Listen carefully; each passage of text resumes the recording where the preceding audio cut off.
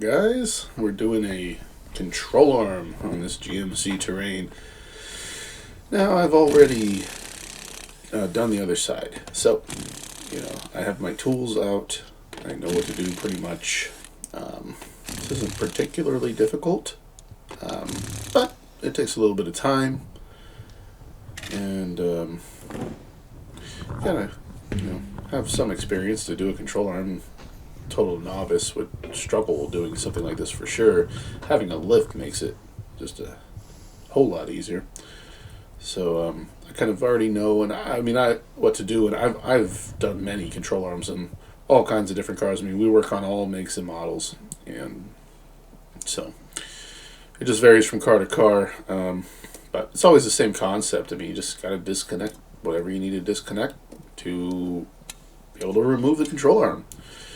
And right there I just freed up the ABS sensor, the wheel speed sensor, so that the wire has some more room. And next I'm going to take off this bracket holding the brake hose to the knuckle. That both of those need to be loose, because I'm going to swing this knuckle down after I get the axle out. And these are just things that you have to do. I have to actually pop the axle out of the hub so I can have access to the ball joint nut. And so we're going to get this knuckle basically loosey-goosey is the first thing that we're after here. Now I'm going to do what I often do, screw these nuts back on where the top of the nut is flush with the end of the bolt. I'm going to try and hammer them out. Worked well on the other side, actually had a little trouble on this side. Now, I will mention, this is not exactly the best practice in the whole world, what I'm doing right now.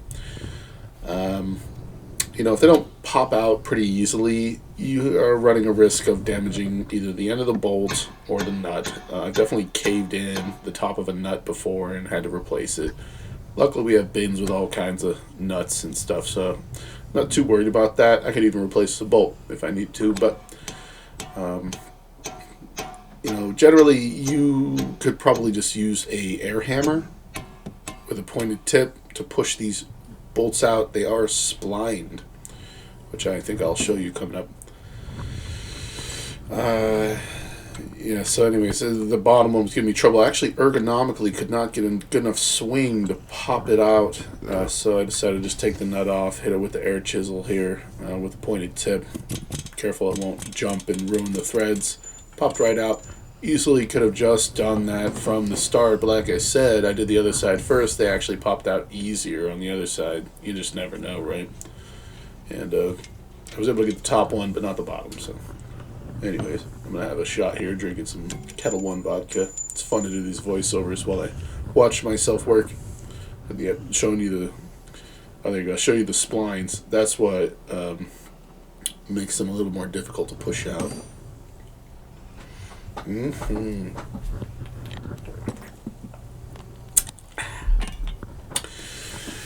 Next, hop right onto this axle nut.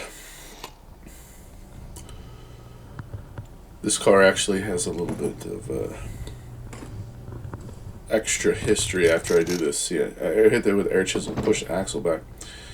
You wouldn't have probably caught it, but when I first took that nut off, you may have, if you had the absolute most eagle eye, noticed the axle, the splines of the axle, weren't actually all the way through to the end of the hub. And this ended up kind of snowballing into something I was wondering about after this repair, because a part of why I was doing this was a shake on acceleration, and doing both the lower control arms, which absolutely had blown out bushings, made no difference on this piece of junk GMC Terrain. And so I'd already pushed that axle back, but yeah, even when I went to install it, it became apparent to me, and I thought, why the hell do the splines go all the way through the wheel hub? And I have a lingering suspicion after everything that this may not be the right axle. It's definitely been replaced, that left front axle, in the past. It has a kind of dust shield on it to keep dirt and debris off the wheel bearing. The right side doesn't. When you're buying aftermarket parts, Depending on the brand, they either will or won't have that dust shield, that kind of tin metal ring on the axle. So anyway, it's just weird that the axle didn't actually go all the way through the hub. So something I still question. So anyways, I just trying to loosen the strut from the knuckle, and with a little final persuasion from my air chisel there, we push the axle through, and the knuckle, excuse me, pivots down, and we can finally remove the axle. And that's why I loosen the brake line and the wheels. I'm sorry, guys. I drink while I do this voiceover. That's why I loosen the brake line and the wheel speed sensor, was so that I could pivot the axle without causing too much tension on them to damage either of them. Then I could basically pull this axle out of the hub. Now I will say, is it sits right at this moment. Okay, well I'm just showing you the nut on the lower ball joint. That's our next step. But I will say that there is a little bit of tension on that brake hose. And I'm going to do something about that, I'm pretty sure, because I'm well aware. I keep all these things in the back of my mind. It's not particularly ideal to have the whole weight of the knuckle on a brake hose or a wheel speed sensor, which a wheel speed sensor would just pull the wires right out, so that's a bad idea. So you definitely need to play in those things before you can pop that axle and tilt that knuckle down to gain access to that lower ball joint nut. And okay, so here I am giving a crap, basically. I'm going to put a little wire tie thing to support some of the weight of the knuckle. You can see the tension on the brake hose. In my experience, I've never actually caused one to fail because I had so much tension on it or anything like that. But I'm just aware of it. I don't ever want to. I'm going to secure this knuckle to relieve some tension from the brake hose. See that? It's not holding the whole weight of the knuckle. That's the point. And so yeah, we're going to position this axle out of the way. Then our next step should be to take care of this castle nut on this ball joint. You can see the cotter pin there. We got to get that out first. Basically the little ends that have been bent down, you're going to bend them as straight as you can and try and finesse the cotter pin out. I have definitely had cotter pins that were so old and nasty on certain cars that they break off, but these didn't give me that much trouble. Basically, I try to bend them straight. Sometimes I start with a screwdriver here. I usually end up with a pair of needle nose, trying to finesse them and manipulate them to just be straight as they can be, so they'll pull through the ball joint there. Sorry for my notification noises, if you can hear that. What do you want, AT&T? I'm a valued customer. Screw off, AT&T. Jesus. Okay, so time for another shot ski. But yes, here I am with the needle nose. And I'm going to try to straighten these out, get this cotter pin out here so we can take this nut off.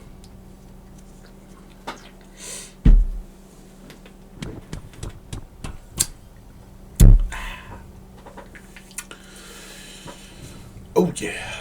I gotta say, it's pretty fun watching me work. Man, it's so easy to just sit back and watch and actually bother to do this stuff. So yeah, I like to grip the end of the cotter pin with needle nose and hammer it out. Sometimes my pliers slip off enough that I'll actually get a pair of needle nose vice grips to bite the end of the cotter pin. And then when I hammer it off, usually they won't slip off, but just basically screw with it long enough until you can get this cotter pin out of here.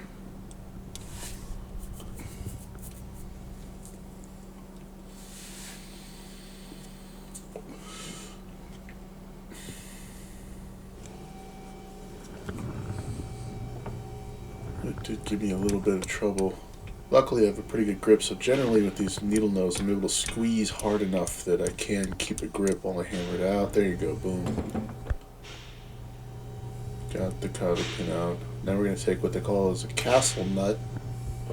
Anytime you have a cotter pin, that nut is called a castle nut. If you've ever seen a castle, you ever seen one of these castle nuts, you can kind of imagine why they call it that. It has spaces like spires on a castle you can fit a cotter pin through. An extension here, we're just going to hammer this nut off, piece of cake, came right off. Now I happen to have a handy dandy little tie rod tool, which unfortunately I've poked a hole through the top of it in the past. I used too pointy of a tip on my air chisel, go figure, but absolutely love, I mean, I'm not kidding, I love these tie rod poppers, ball joint poppers, whatever you want to use them for. You get the fat tip on the air chisel, and all you do is screw them onto the ball joint, hammer them down. Oh my god, so freaking easy, you guys. I love that tool so much. I have screwed around in the past over so many years with these crappy ball joint, what do you even call them? I mean, ball joint poppers, whatever. Little presses that you screw into ball joints and you try and pop them loose. And ever since I first saw that tool, I said to myself, my god, I have to have it. The only problem, sometimes after you chisel them down, they get stuck a little and you have to get them off. They won't unscrew by hand, but not a big deal. This is actually my most used there's a set of 4 that I use that one the most. And so anyways, we've got the ball joint popped out of the knuckle. And give it a little persuasion with a hammer. Doesn't matter if I hammer the ball joint because I'm doing the control arm and it comes with a brand new ball joint. So none of that's a big deal. And it's pretty stuck in there. Definitely didn't want to just pop loose. I had to make it come loose. And anyways, just checking my tension on my hose, just kind of keep an inventory of things. So now we've got a lot of that loose. Time to raise it up, and I think we're going to start to attack the bushings that are bolted to the subframe next. Man, I just gotta say, while I'm just dicking around raising the car, this thing's a piece of crap. This poor girl has put so much money into this car, and it's like never-ending problems. We work on all makes and models, but we're European specialists as well. I mean, European cars might be more to maintain, but they are definitely better designed than American cars. I love America, born and raised. But let me tell you, a lot of American cars they're garbage. All right, stupid design. Garbage. They suck. A lot of them suck. All cars have problems, though. I mean, it's not just American cars. It's a little wrench. Oh, by the way, I love that. This is a big right angle 1/2 inch impact that I have. Wasn't cheap. Milwaukee makes that. Love that tool. I have the 3/8 version, and I use it for brake jobs all the time. Absolutely freaking love that big 1/2 inch right angle impact gun right there. That thing's killer. Sometimes it shines so bright. I'm like, oh man, that was so great. You'll never know how much you can really use something like that, especially as you're the full-time automotive tech, until you need it. And let me tell you, see, to manually unscrew that with a ratchet sucks compared to using that tool. That tool makes it so much better. There are certain situations where I'm glad I spent every penny on that thing right there. Yeah, that thing's great.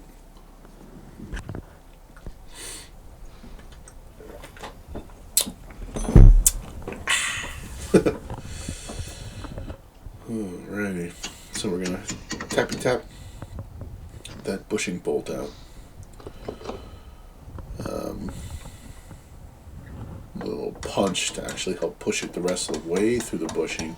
By the way, when I'm always doing this stuff, I'm keeping track of the orientation of the bolts. Which way did the bolt come through the bushing? What side was the nut on? That stuff all seems to matter. Nice thing about doing both lower control arms is while I'm doing the first one, I can always, if I'm like, oh crap, which way did that bolt go through the bushing, I can always go reference the other side. kind of makes me think about drum brakes. It's not a bad idea to just do one side at a time of drum brakes instead of kind of hopping back and forth from side to side. Anyway, we've got those 2 bolts out of that bushing. We've got the big bolt out of that one. And I'm just going to pry this whole arm out. It should pretty much flop down and drop to the ground at this point. So we've got her completely loose. And sometimes the backing plate of the rotor gets in the way. You've got to kind of push the knuckle towards the car. Give a little bit of room, but it looks like I guess it looks like I still don't feel like I popped that ball joint out of the knuckle well enough. I went ahead and just said, heck it, let's just get a flat chisel on this guy and beat this mofo out of here. So seems like it just gave. Now it's loose. Boom. Right down to the ground. See you, buddy. I'm pretty sure I'm going to show you just why I was doing these. Yeah, look at that.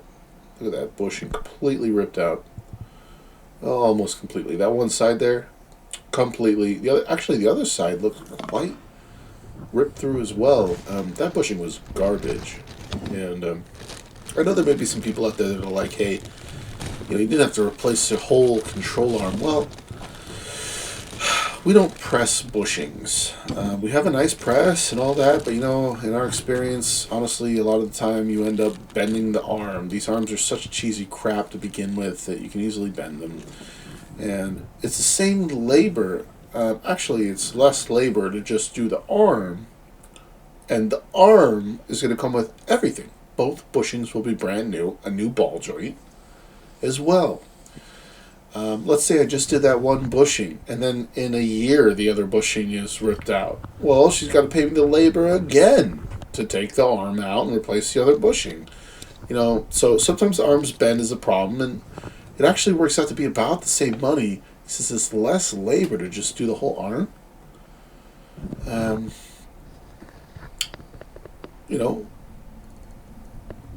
The part's more because it has the new bushings and arm, but it's less labor, and so you can pay me more labor to press out the bushing and only do the bushing with less parts cost, but you're going to be about the same price is how it works out. We live in Virginia, and this is, I don't know, these are my suppliers, whatever the price is.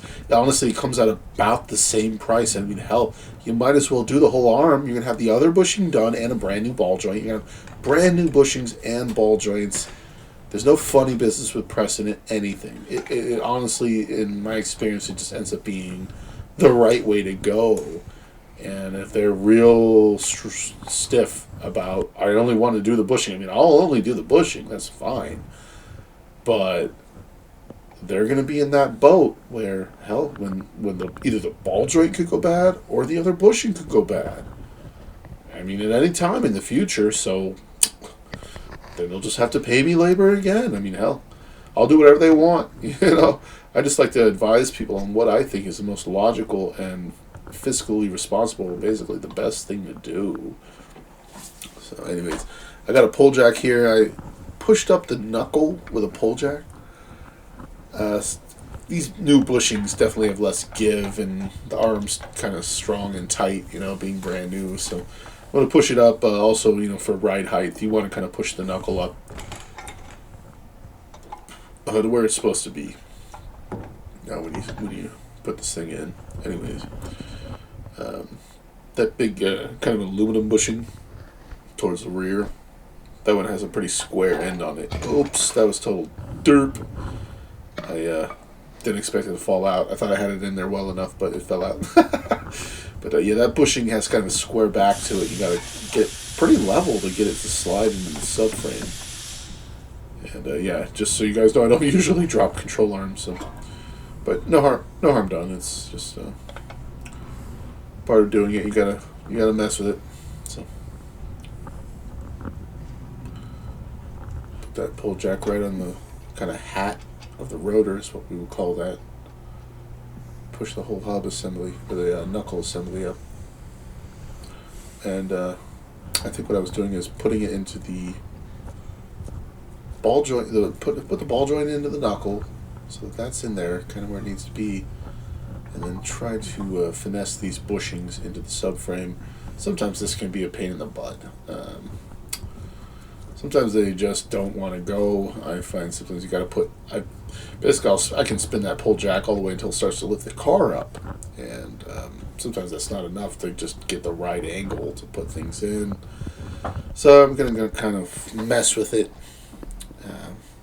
up, down, whatever I need to do. I'm looking at it right now, like how do I get that thing to slide into that slot perfectly? What needs to happen? That's what I'm thinking about, and you know. Mess with the pull jack, just try to get a good angle, try to get things to fit together. Usually I'll end up pulling out a hammer to kind of persuade things into position.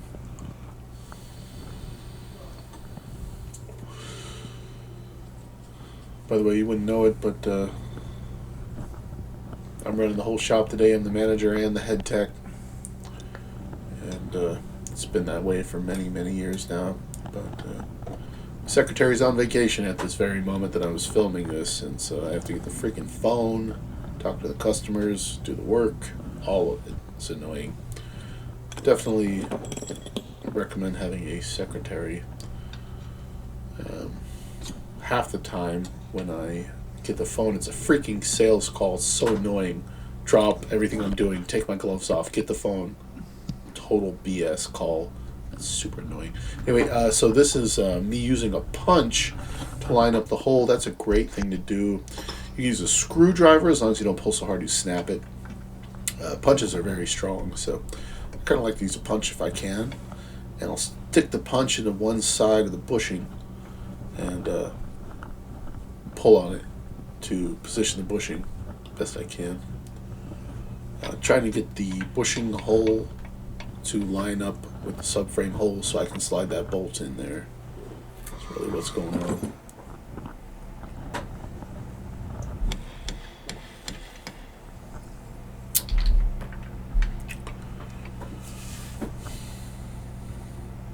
Oh, by the way, at the very end of everything, it ended up that I was suspecting her transmission was going bad. She had some her tranny bearings where the axles go in had some play. I was pretty sure that was probably the cause of her shake on acceleration. She agreed that this thing is a total piece of junk and she wouldn't have even been doing this work if her dad wasn't paying for it. But she said, I would have gotten rid of this thing a long time ago if my dad wasn't paying for this stuff. Like, I would have done this myself. I was like, alright, well, so be it. My experience is a few things can cause a shaky feel on acceleration for sure, and control arm bushings being crap is definitely one of them. And so I actually had a pretty good confidence that this was going to fix her shake on acceleration, but it wasn't a guarantee, although I expected it would do something, and it made no difference. I couldn't believe it. This thing's just a front wheel drive, doesn't even have a drive shaft to worry about U-joints or any of that. So I was a little perturbed when it just basically made no difference when I was done with this. I thought, what the hell? Well, you just never know, right? It's worth a shot. I mean, these are regular maintenance at the end of the day. They need to be done. So, I mean, it would have outright failed inspection. So, yeah, if she intended to keep driving the vehicle, you need to do the control arms. And, you can at least rule that out in the whole diagnosis of things, whether or not that's a contributor to the shake on acceleration, whatever. So here I am going to line things up, basically get both of these bushings into where they need to be. I'm putting a little pry bar, trying to hammer it, persuade this thing in. You may have noticed me earlier lube the sides of the bushing. That is often a good thing. It kind of helps it slide into place. But this one gave me a little bit of trouble. I'm not sure I even had success trying to hammer it in with a pry bar like that. Here I am just trying to push it up. Yeah, basically you just gotta muscle things into place. I never claimed to know it all, you guys.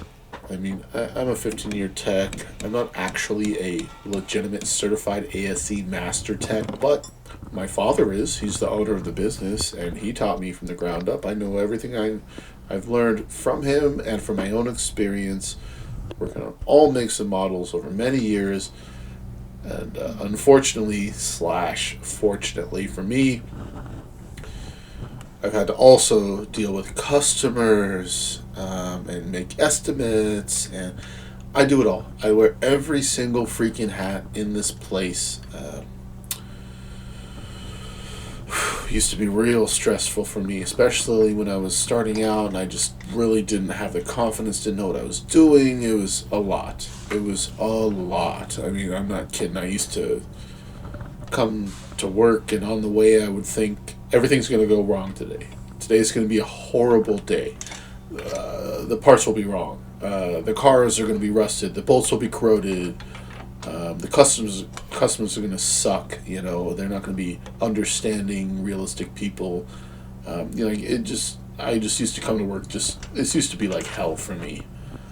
Man, it was really hard for me for a while there. I'm the kind of guy who does care. I don't want to lie to anybody, and I want things to go well. And that's the whole plan. And over the years, I've finally grown thick skin. I've got the experience.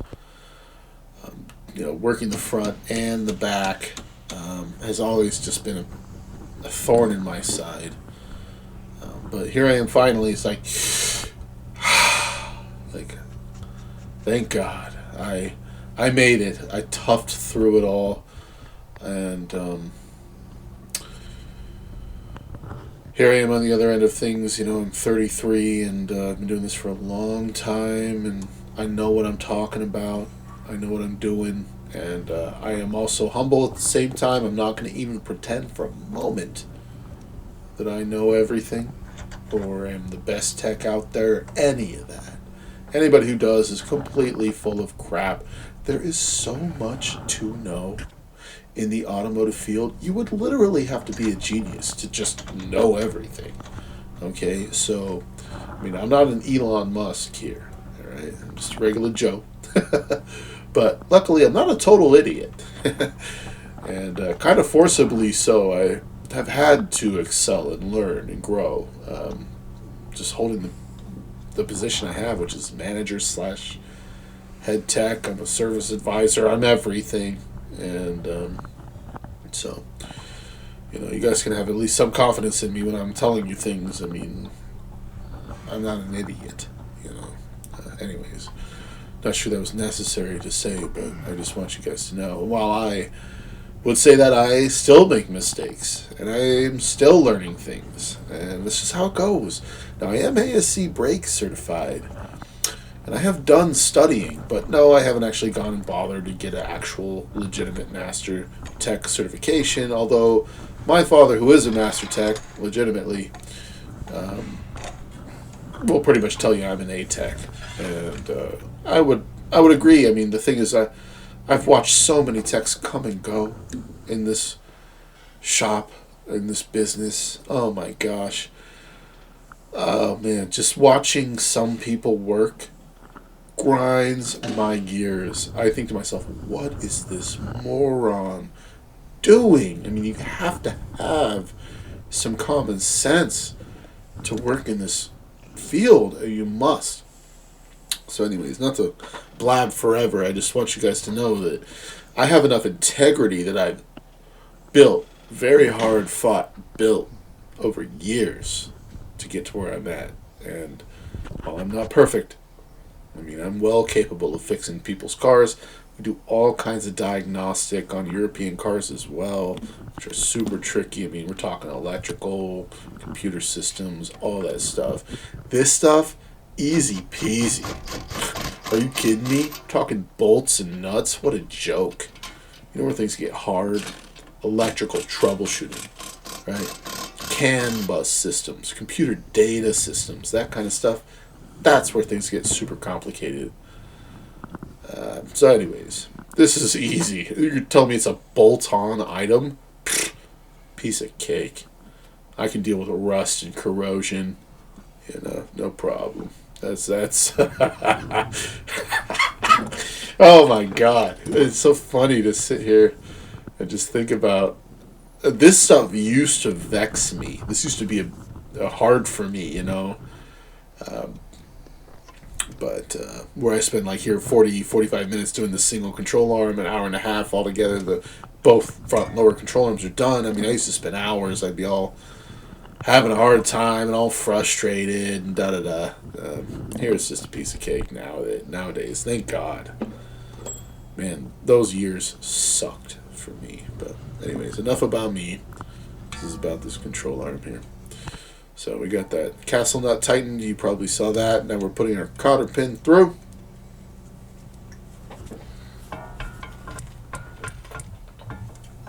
Gripping it with a needle nose. I'm trying to hammer on the needle nose to pull it through.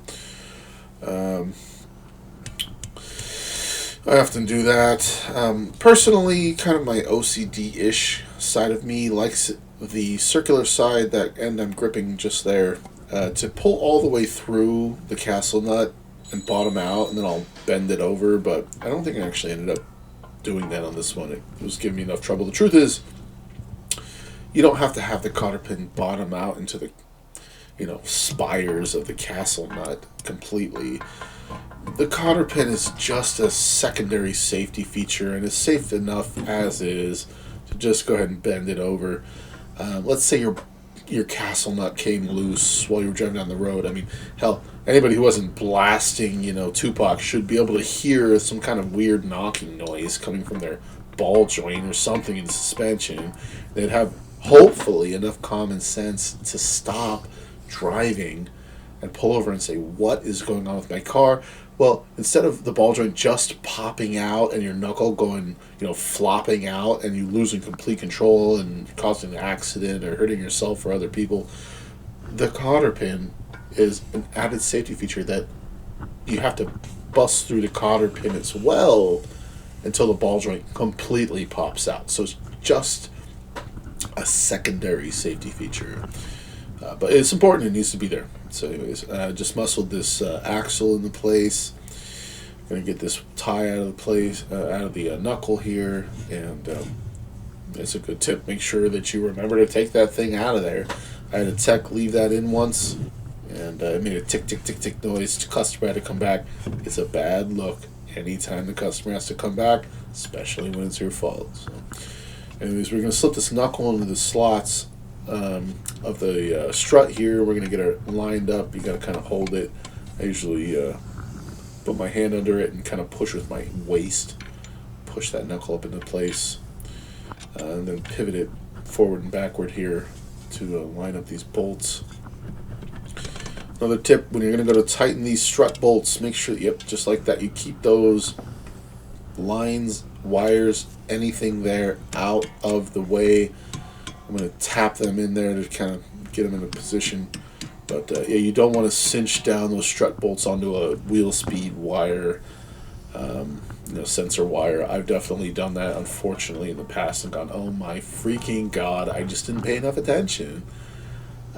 So, all of the mistakes of the past helped make me what I am today, which is somebody who can actually do things fairly quickly and with attention to detail. And started the axle nut. Now we're starting the strut bolts. Now the strut bolt has those splines we were talking about. So when I go to tighten this thing, I'm not actually going to have to hold the head of the strut bolt. As a matter of fact, I don't even think it has a hex on the head of the strut bolt. It's kind of like the manufacturer knows it has splines. The splines are going to hold it. So all I literally have to do is just tighten it down. See that? No need to hold the head of the bolt. The splines do that.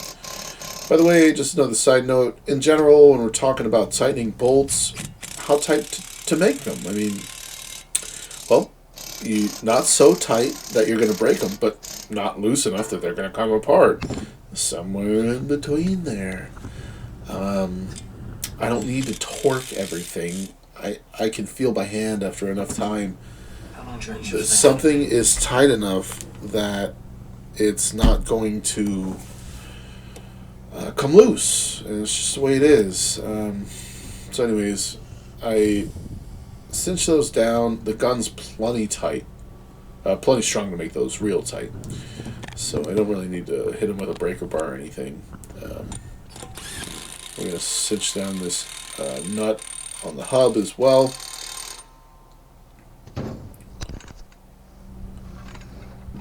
Yeah, those bigger bolts, like the strut bolts and the hub, or the axle nut there.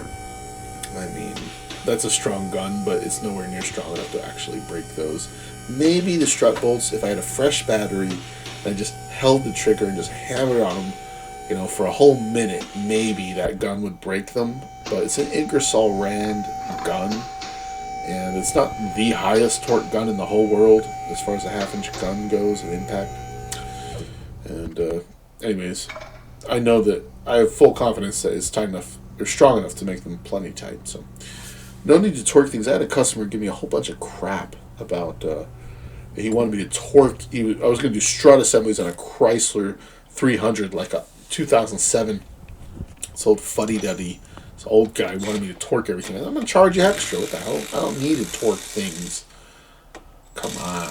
Like it's a race car. Give me a freaking break. How old school are you? Come on. It's just not necessary. I mean, I don't mind torquing things. I could absolutely do that. But you know what? None of this is that critical, dude. I can make them plenty tight with a gunner by my hand. And yeah. So this bushing, now these I actually like to finish off by hand. You'll see me have started it with that half-inch impact, that right angle, but then I end up holding it with a wrench and actually cinching it down with a breaker bar because I want to feel that bushing bolt. I bottom it out with the impact gun, and then I'm going to hit it with the breaker bar so that I can push it and give it that little extra oomph. Now, just for sake of conversation, that right angle impact gun does not have the strength of that regular impact gun that I had. So I need to finish it by hand, sort of because of that. So right now I'm actually looking at how that axle seems to be bottomed out in the wheel bearing. But look at the ring. This one, you see the space? I push it all the way down, and there's still this space there. Like, what the hell is that? I'm looking at the front. You can see how the splines of the axle do not come all the way through. It's very weird to me. I noticed it immediately and was like, what? When I was putting it together, I didn't notice it when I took it apart, but I was putting it together, I thought, what the hell? I mean, the splines of the axle should go all the way through the wheel bearing and hub to the very end, and it's always been that way for me, but not this one. Anyways, I tightened down those bushing bolts there. Wrench on the top, gun on the bottom, tighten them down. So those are tight. Now I have both bushings tight, as I say there. I've tightened that castle nut, put a cotter pin. I've tightened the axle nut. I'm thinking, I'm going through in my head here. I put those lines back on there tight. Is there anything else that needs to be tightened? Spinning the rotor, just kind of checking, make sure everything spins well. This is something as I'm going to put these parts on, junk tray over here. I mean, why isn't that axle going all the way through? Now, you don't see this on film here, but I absolutely pulled it back out, inspected the splines on the axle, inspected the splines in the hub. Is there a burr? Is there an imperfection? Is there anything that would be stopping that axle from going the whole way through? And I couldn't find anything. And at the end of it, I actually took a an endoscope, a little camera, and stuck it behind that shield on the axle there, and visually inspected if it had bottomed out against the inner hub, and it did. So that means that dust shield was sticking out. And what I think is that it has the wrong axle shaft on this left front wheel, and that's why that shield is leaving a 1/4 inch gap before it touches the, before it's right up against the wheel bearing, which it shouldn't actually touch, but it should be very close to it. And yeah, that was all very weird. And any of you who are a mechanic know what I'm talking about. I mean, why the hell was there like a 1/4 inch gap from that dust shield on that axle from the wheel bearing? That doesn't make any sense. No scrubbing on the wheel speed sensor, and visually with the endoscope, it seems bottomed out. So why doesn't this axle pull the whole way through? I think it's the wrong axle. That's what I think. Anyways, I went to put this hubcap on, realized I had it the wrong way. Usually on these hubcaps, there's a little indicator where the tire pressure sensor goes. Yeah, there you go. Tire pressure. Nope. I think it's still wrong, right? Watch. Yep. I'm trying to figure it out, but I must have been having a total brain fart here. There you go. Nice job. Took me a sec. You see me bashing it with my fist, but I'm not hitting that hard. These should pop in pretty easily, so you don't want to hit it hard enough to break anything. Give it a spin, just kind of listening for any kind of scraping, tin sounds, rubbing, anything. Wiggle the wheel just to make sure that it was tight. It feels good. I am this entire time just like, why the hell doesn't that axle go the whole way through? I mean, what is going on? Before I got to this point, I really took a good look at everything and thought, is this something I did? Was it like that? And I even thought to myself, oh wow, I even got this on camera. Maybe I can check when I first took that axle nut off. By the way, I did look, and it wasn't pulled the whole way through. So this was nothing to do with what I did. There's something wrong with that axle. That's my opinion. And I probably did this job at this point 3 weeks ago, from the airing of this video, maybe 4 weeks ago, something like that, 3 to 4 weeks ago. I still question if that's the right axle, but the other weird thing is that there's play on the tranny bearings where the axles go into the tranny, which indicates a failing tranny. Now, I don't rebuild trannies. I would just R&R it, repair and replace it with a used tranny. I don't get into doing internal tranny bearings or any of that, so that's kind of where I stop. I don't do a whole lot of engine internals. I actually do almost no tranny internals, although I do some on each end of that. I do, but the tolerances are so tight in these engines these days that rebuilding is kind of ridiculous. I mean, Jesus Christ, just get a new one, or get a refurbished engine, get a used one with lesser miles. I mean, why would you bother to pay the labor to rebuild an engine these days with such strict, tight tolerances? I don't think so. And then tranny internals, there's only so many things I can do. I mean, I'll do your tranny filter, but I'm not gonna, maybe a solenoid, but I'm not gonna go in and rebuild your whole tranny. You can take it to a tranny guy. That's his own bag of chips. It's his own can of worms. So, anyways, I'm taking it for a test drive. That was it.